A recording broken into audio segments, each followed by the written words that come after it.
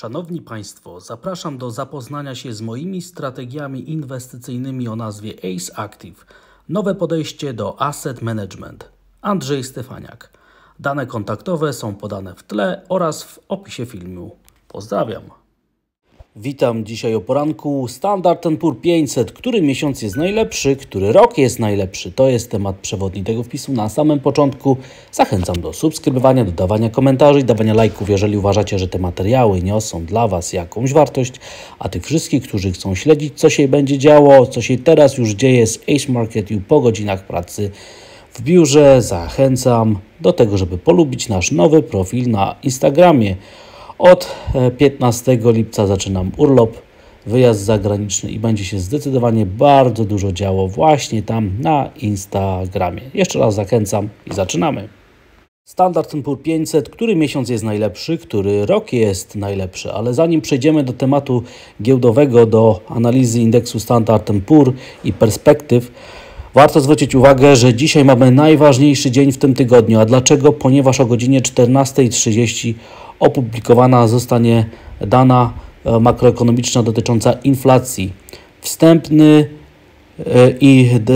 czerwcowe dane o inflacji w Stanach Zjednoczonych i jak widzimy tutaj na wykresie, który pokazuje nam tempo wzrostu inflacji w Stanach Zjednoczonych, maksimum apogeum inflacji było osiągnięte dokładnie rok temu w czerwcu, co oznacza, że teraz te dane, które zostaną opublikowane, pokażą nam bardzo niski odczyt inflacyjny, ponieważ efekt bazy będzie najmocniejszy i później z każdym kolejnym miesiącem ten efekt będzie coraz mniejszy i zobaczymy, jaka jest prawdziwa charakterystyka tej inflacji, co tam dokładnie się dzieje, co się kryje za pojęciem inflacyjnym.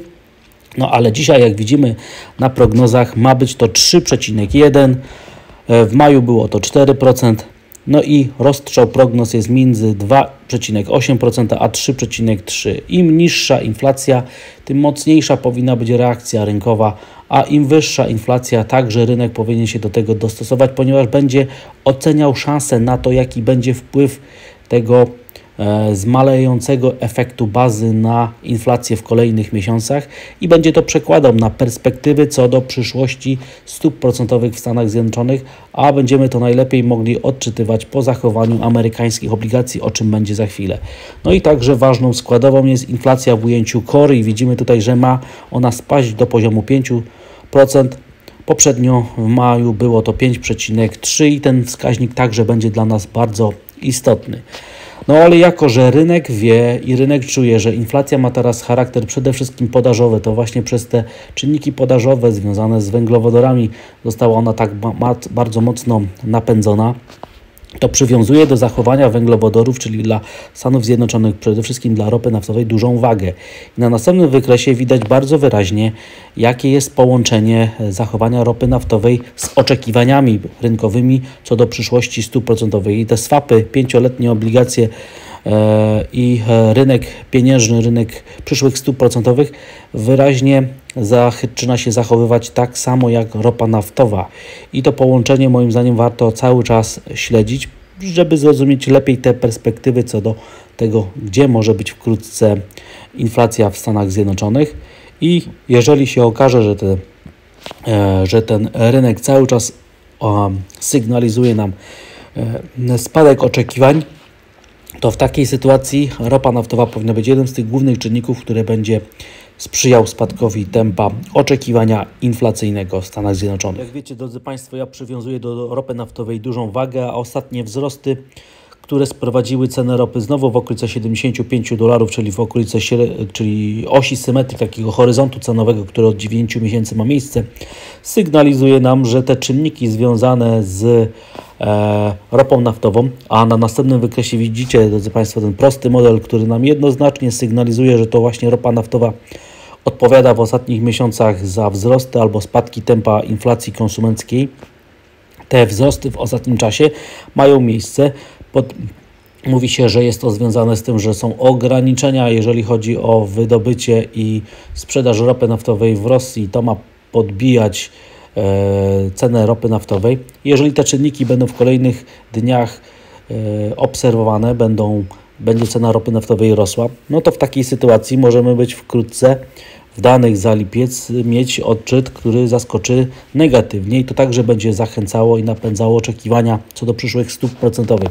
I właśnie te oczekiwania, o którym było w ostatnich materiałach coraz więcej, ale dzisiaj będzie już szczególnie dużo, ponieważ one będą miały teraz główne reperkusje i będą generowały tendencje, będą tak istotne, a dzisiejsze dane będą mogły skorygować albo wzmocnić ten impuls. I widzimy tutaj na przestrzeni ostatniego miesiąca, jak bardzo zwiększyły się oczekiwania co do dalszych stóp procentowych i te dane w ostatnim czasie mają tak duże przełożenie. Widzimy także te właśnie zmiany na swapach od 14 czerwca, jak się zmieniły na kolejne tygodnie jako oczekiwania co do tego, gdzie mogą być perspektywy inflacyjne w Stanach Zjednoczonych w kolejnych kwartałach. Warto być tego świadomym oraz także, że takie przesunięcie w szczycie, jeżeli chodzi o inflację między Stanami Zjednoczonymi a Europą, wynosi około 4 miesięcy, więc prawdopodobnie, jeżeli teraz mamy dno inflacji w Stanach Zjednoczonych, to prawdopodobnie dno inflacji dla strefy euro, dla Polski będzie miało miejsce w okolicach października, listopada. Tak wynika z tego przesunięcia, jeżeli chodzi o te zmiany gospodarcze, które zachodzą już w samej gospodarce. No i my będziemy to śledzić, te wydarzenia dzisiaj po godzinie 14:30 na rynku amerykańskich obligacji. Interesują nas już teraz amerykańskie dziesiątki, które utrzymały się wczoraj poniżej 4% na rentowności oraz amerykańskie obligacje dwuletnie, które jeżeli się okaże, że zaczną spadać na rentowności mocniej, będzie oznaczało to odwracanie tej inwersji krzywej dochodowości, a to będzie wielki zwiastun i taka informacja, że rynek obawia się wystąpienia zjawiska recesyjnego, dlatego też będziemy wtedy szczególnie wyczuleni. Odsyłam do wczorajszego materiału, który pokazywał jednoznacznie, jak bardzo silnie będzie wtedy powiązany rynek walutowy z zachowaniem amerykańskich obligacji. Dlatego też uczulam na to, żeby monitorować, co się dzieje na rentownościach amerykańskich papierów. A oczekiwania co do przyszłej stopy procentowej cały czas są takie same, nic tu się nie zmienia, drodzy Państwo. W ostatnich godzinach, w ostatnich dniach cały czas szczyt cyklu podwyżek jest wyznaczony na poziomie plus 0,35 punktów bazowych od obecnego poziomu, czyli w grze na chwilę obecną przed danymi o inflacji jest 25 punktów podwyżki stóp procentowych, która jest pewna, wyceniana na rynek we wrześniu i około 50% prawdopodobieństwa, że będzie jeszcze jedna o 25 punktów bazowych w terminie do listopada, ale te dzisiejsze dane mają taki potencjał, że mogą to po prostu zmienić i to bardzo szybko. No i teraz przejdźmy do odpowiedzi na pytanie Standard & Poor's, który miesiąc jest najlepszy, który rok jest najlepszy. Ponieważ okazało się, że wczorajsza sesja przyniosła nam dalsze wzrosty i już zostały zanegowane praktycznie wszystkie spadki, które wynikały z wydarzeń w ostatnim tygodniu, kiedy rynek zareagował na te dane dotyczące wskaźnika ADP, które to dane z kolei wywołały wzrost rentowności amerykańskich obligacji nad poziom 4%. Skoro teraz rentowności spadają, to w pierwszej kolejności indeksy giełdowe rosną, zwłaszcza te spółki technologiczne, dla których rynkowa stopa procentowa jest taka duża. Natomiast to, że indeksy giełdowe jednak chcą rosnąć, sygnalizuje nam oddalenie perspektywy prospadkowej. Warto być tego świadomym. Natomiast zacznę od negatywnych czynników. W pierwszej kolejności widzimy, że spada premia, już jest nawet ujemna, jeżeli chodzi o rentowność zysków na indeksie Standard & Poor's względem tego, jakie są rentowności 3-miesięcznych papierów skarbowych w Stanach Zjednoczonych. No i jest to czynnik, który powoduje, że akcje w Stanach Zjednoczonych są przewartościowane. Natomiast warto zwrócić uwagę, że w tej sytuacji rynek gra nie tylko na to, żeby mieć do czynienia z perspektywą zysku na akcje, ale także z tego, że same akcje pójdą w górę na ich cenach, bez względu na to, jaka jest sytuacja fundamentalna spółki. Stąd też takie informacje o tym, że te wskaźniki pokazują nam największe przewartościowanie spółek giełdowych od tej pamiętnej hossy sprzed 20 lat, od bańki internetowej. No to jest pewnego rodzaju ostrzeżenie, warto to śledzić, mając świadomość, że wyniki spółek, czyli zyski generowane przez spółki nie nadążają za ich wyceną giełdową. Stąd też przewartościowanie, stąd też taka ocena. Jak zobaczymy, jak mała jest zmienność teraz na indeksie Standard & Poor's na giełdzie papierów wartościowych, to widzimy, że jest idealny czas do jakiejś większej korekty, więc ten następny wykres także jest pewnego rodzaju ostrzeżeniem.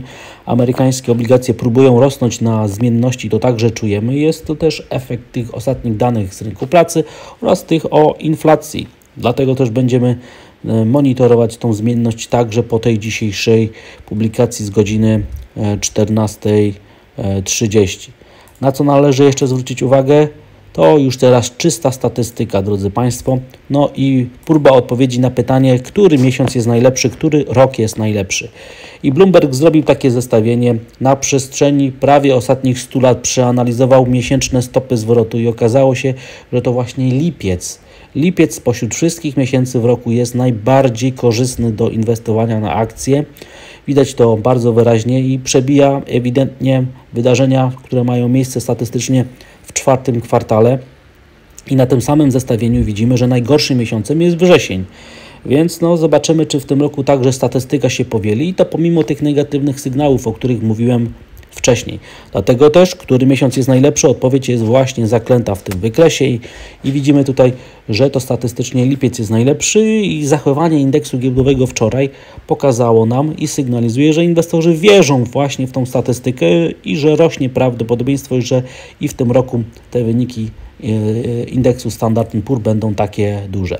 Ale który rok jest najlepszy, drodzy Państwo, na przestrzeni na przestrzeni ostatniej stuletniej historii? No i widzimy tutaj, że Bloomberg analizował tak zwany cykl prezydencki i okazało się, że najwyższą taką dodatnią stopę zwrotu indeks Standard & Poor's odnosi w roku przedwyborczym. Jako że w przyszłym roku mamy wybory w Stanach Zjednoczonych, wybory prezydenckie, to taka średnia stopa zwrotu z ostatnich 100 lat w miesiącach, które tutaj analizujemy, pokazuje że to właśnie indeks Standard & Poor's najlepsze wyniki osiąga właśnie w tym roku przed wyborami prezydenckimi, czyli akurat ten rok, który teraz mamy, daje te najlepsze dodatnie stopy zwrotu, a przyszły rok także charakteryzuje się bardzo dobrą statystyką. No i widzimy tutaj naniesione także na wykresie tą ścieżkę zachowania indeksu Standard & Poor's z ostatnich 2-3 lat i widzimy, że tak jakby indeks Standard & Poor's w tym roku powielał ten schemat, który mówi nam, że to właśnie rok przed wyborami prezydenckimi, a właśnie 2023 rok jest właśnie rokiem przed wyborami prezydenckimi w Stanach Zjednoczonych, jest statystycznie najlepszy do inwestowania na giełdzie papierów wartościowych. Warto sobie ten wykres zapamiętać, zobaczyć, przypominać, powiesić sobie, wydrukować, mieć w swoim archiwum, bo daje generalnie bardzo ciekawe wnioski i zwiększa perspektywy osiągnięcia moim zdaniem sukcesu na giełdzie papierów wartościowych. Przypominam, jest to średnia z prawie 100 lat zachowania indeksów giełdowych. Mogą być oczywiście jakieś anomalie. Przypominam, że mówimy tutaj o statystyce. No i teraz perspektywy indeksu Standard & Poor's w kolejnych kwartałach, czyli w trzecim i w czwartym. I tutaj widzimy, co się dzieje, kiedy mamy tutaj do czynienia z sytuacją, w której indeks Standard & Poor's rośnie jest powyżej zera w pierwszym półroczu, powyżej 5% i powyżej 10% i widzimy, że trzeci kwartał statystycznie daje dużą największą stopę zwrotu właśnie jeżeli w pierwszym półroczu indeks Standard & Poor's rósł o więcej niż 10%. No i także statystycznie w czwartym kwartale także rośnie najwięcej, więc moim zdaniem wnioski, które płyną z tej statystyki, którą widzieliście, generują nam wniosek taki, że spada prawdopodobieństwo, że ten rok będzie negatywny dla indeksu giełdowego i rośnie prawdopodobieństwo, że będzie on pozytywny, optymistyczny i że drugie półrocze przyniesie nam dalsze wzrosty indeksu Standard & Poor's. Moim zdaniem warto naprawdę sobie zapamiętać, wrzucić do archiwum te statystyki, ponieważ odnoszą się one do bardzo długiego okresu i przez nasze całe życie inwestycyjne będą mogły nam dawać wskazówki co do tego, co może się wydarzyć na indeksach giełdowych. Natomiast, drodzy Państwo, wczorajszy materiał był poświęcony wpływowi rynku walutowego na indeks giełdowy, na giełdę papierów wartościowych i tutaj przede wszystkim analizowałem zachowanie jena japońskiego. Z kolei jen japoński wynikał z tego, co się dzieje na rentownościach amerykańskich obligacji. Warto wrócić do tego materiału, w prawym górnym rogu jest do niego odnośnik. No i co się okazało? Jako że te spadki rentowności występują, to dzisiaj w nocy znowu jen japoński zaczął się umacniać, a to doprowadziło do tego, że w momencie tworzenia tego wpisu indeks japońskiej giełdy znowu próbuje spadać, jest pod kreską. No i obserwujemy, że na wykresie tworzy się formacja podwójny szczyt, która będzie zachęcała do tego, żeby jakieś większe, mocniejsze wstrząśnięcie rynku miało miejsce. Dlatego też to ostrzeżenie jest tutaj bardzo wyraźnie wygenerowane. Czego rynek może się obawiać? Zobaczmy, jak bardzo rynek teraz boi się na przestrzeni ostatnich miesięcy, kwartałów i lat tego, że wystąpi jakiś kryzys na rynku nieruchomości w Chinach, że ten rynek się nie chce odnowić i tutaj te wykresy pokazujące to, jak zachowują się papiery związane z podwyższonym ryzykiem dla spółek związanych z rynkiem nieruchomości, jak one generują wskazania pokazujące, że ten rynek się po prostu jeszcze nie odrodził. No i także zobaczymy, co się wydarzy dalej na giełdzie w Europie, przede wszystkim na giełdzie w Niemczech, gdzie ładnie rynek odbija od dolnego ograniczenia tej konsolidacji, która od 4 miesięcy jest zbudowana. Widzimy, że tutaj nic nowego się nie wydarzyło. Natomiast odbicie od wsparcia ma miejsce, a perspektywy co do tego, że rośnie prawdopodobieństwo, że cały lipiec znowu będzie dobry dla indeksów giełdowych na Wall Street, oddala perspektywę prospadkową także na giełdzie w Europie. Natomiast widać, że relatywna słabość jest cały czas rysowana tutaj na wykresie względem tego, co się dzieje w Stanach Zjednoczonych. No i teraz przejdźmy już do rynku walutowego. Będziemy patrzeć dzisiaj poza rentownościami, poza ruchem na rentownościach amerykańskich obligacji, także na amerykańskiego dolara. Wczorajsza sesja, dzisiejsza noc znowu nam przynosi osłabienie amerykańskiego dolara. Zaczynamy pokonywać pierwsze ważne wsparcia, co widać na tym następnym wykresie. Natomiast jesteśmy teraz na kolejnym ważnym wsparciu, czyli na minimach, które na przestrzeni ostatnich 4 miesięcy są budowane. Więc jeżeli amerykański dolar na indeksie złamie wkrótce te poziomy po dzisiejszych danych makroekonomicznych, otworzą się perspektywy do następnej fali deprecjacji amerykańskiego dolara z pochodnymi na różnych innych klasach aktywów. Przypominam, jak bardzo wyczulone na osłabienie amerykańskiego dolara są rynki emerging markets, więc jeżeli się okaże, że dzisiaj po danych o inflacji w Stanach Zjednoczonych rentowności amerykańskich obligacji spadają, amerykański dolar się osłabia, to powinniśmy na przykład na warszawskiej giełdzie papierów wartościowych przeżyć istną falę dynamicznych wzrostów, nawet panicznego kupna.